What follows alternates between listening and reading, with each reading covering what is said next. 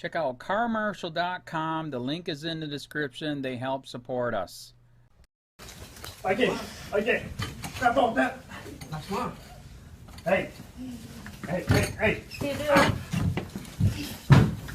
Kalau di balik, point apa nak balik?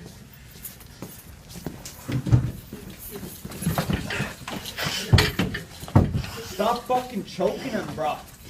You know, that's abuse of force. That's abuse of force. That's abuse of force, buddy. Tout le monde le regarde, esti, voyons donc, esti, gars d'accord. Steven, knock him the fuck out. That's abuse of force. Attends! Bouge pas de là, je t'apprends, mon esti. Reste à toi. Regardez l'autre cave qui pointe un gun. That's fucking abuse of force. Yeah, you use a gun, man. Hey. He's fucking choking Je him. te dis, t'es mieux de pas scraper mon gars. T'es un esti fucking bâton. Hey, that's abuse of force. Ma police m'a sauté. Ouais, c'est l'abus de force, ouais. That's abuse of force. You can charge that officer. Ouais, je peux charger. Mets tes mains dans le dos. Mets tes mains dans le dos. Dans ces bâtons. Ah, il a mangé du shit, je pense. Oh. Hey! Lâche-les-le, là, sacrément, là! Hey, faites pas de job, petit gang de GORDA! Hey, lâche ton fucking gun! Lâche ton esti gun! Lâche ton C'est esti quoi, man? gun! Chris, fais ta job, Chris de Lâche ton gun! C'est trop grave. Mais Chris, je l'ai, Chris, encore. Fais pas ça, non! Bon, gang de cœur! Oh, tabarnak! Stalking! Fuck! Oh my god!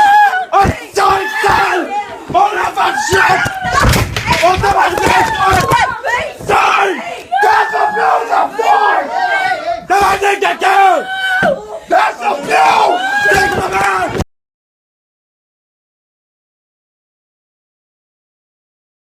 Watch, cops shoot teen in the head as his parents watch in horror. Dramatic video captured the moment courtroom police shot an 18-year-old kid in the head as his parents watched in horror. The video has since prompted major backlash. By Matt Agorist, February 1, 2018. Maniwaki, CA. An 18-year-old kid was shot in the head this week by police after an argument broke out between him and authorities. The teen, Stephen Bertrand, narrowly escaped with his life after an officer pulled his gun and shot him in the head. The chaotic and disturbing scene was all captured on cell phone video. Christopher Lacaille, Bertrand's cousin and the person who filmed the incident, said Bertrand had wanted to go out to the courtyard for a cigarette. But when the guards refused, an argument broke out which led to the officer placing Bertrand in a headlock. Instead of submitting to the court officer, Bertrand struggled and backup was called in. As the other officers join in to get Bertrand under control, he is shoved into another room as multiple cops pile onto him. How, exactly, a half-dozen cops couldn't get an 18-year-old unarmed kid under control remains a mystery. According to Lacaille, the violence was unnecessary as well. As the struggle continued, Bertrand's mother began screaming and Lacaille ran to the entrance of the room just in time to film the officer shoot Bertrand in the face. Advertisement. Julie Bertrand, the teen's mother, and Lacaille began screaming and crying hysterically as their relative lay bleeding on the ground. It's not an experience to live. I cannot stop thinking about that, Lacaille told Le Soleil. In a statement, Quebec's Bureau of Independent Investigators, BAI, said that Bertrand seized a baton from the court security officer and hit him on the head. The court security officer then shot Bertrand, striking him in the face. According to reports, the bullet struck Bertrand near the eye and lodged in his neck. As CTV reports, in several posts on social media, a woman identifying herself as Bertrand's mother said her son is in a medically induced coma and that he did not suffer any brain injury. Julie Bertrand said her son was in court to be sentenced to 6 months in jail. The video has since gone viral, prompting backlash against the police. On Thursday morning, the Minister of Justice and MP for Maniwaki, Stephanie Vallée, called for restraint. Threats, Words of this nature can lead to accusations. We must be reserved not only in what we say in everyday life, but also in our comments on social networks. We can be shocked by the images we see. One can be shocked by a situation, but to answer that way, to respond with violence, no matter in what situation, it can have a boomerang effect. I find it totally unacceptable to make such comments on social media, said Minister Valle. Below is this most disturbing video. This incident is reminiscent of the case of Joseph Haymans, who was killed by police last week in front of his mother under disturbingly similar circumstances. Haymans intervened after a police officer allegedly pushed his mother against the wall, so the police officer shot and killed him. Video of the aftermath was taken by Constance Gadell Newton, juvenile defense attorney for Franklin County, Ohio, who witnessed the lethal altercation and pulled out her camera to document it. In the video, we can see Haymans' mother hysterical after her son lay dying on the floor of the courtroom.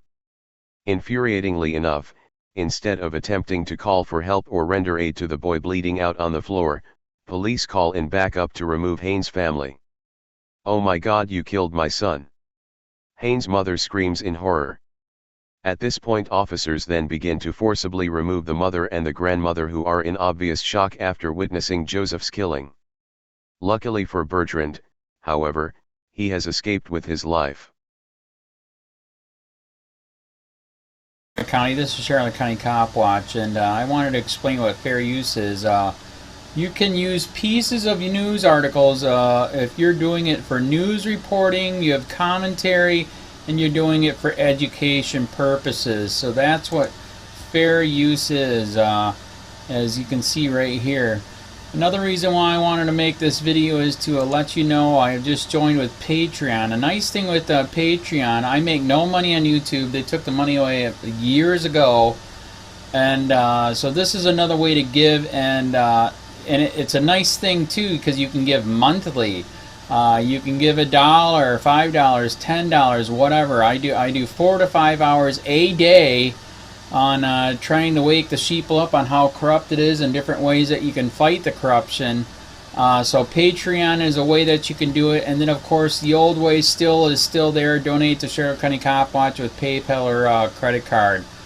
So keep that in mind. 4 to 5 hours a day. I make no money, but the corruption happened to me and I'm sick of it, so I'm trying to wake people up. But my wife would love it if if we could get some help out there. There's 47,000 subscribers. Just think if each one of you subscribers just gave let's say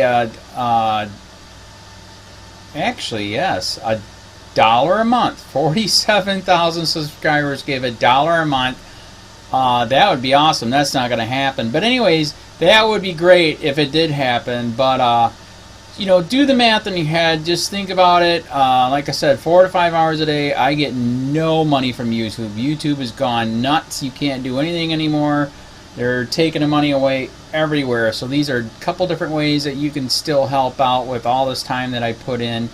And as you know, I'm in a special situation where, at least I can do it. 4 to 5 hours a day. We have a cleaning company during the day. That's what allows me to do this, and we're debt free. So this is my hobby.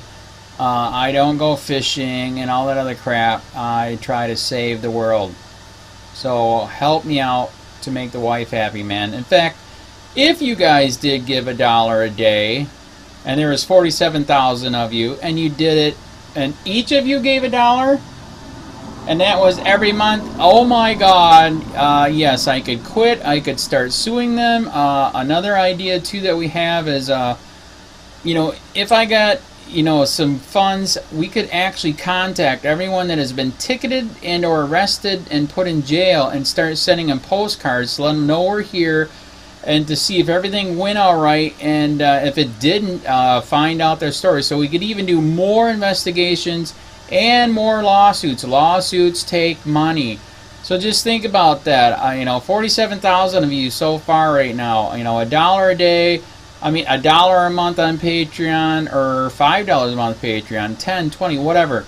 Just do the math in your head. Help out. This is a lot of work every single day. Thanks.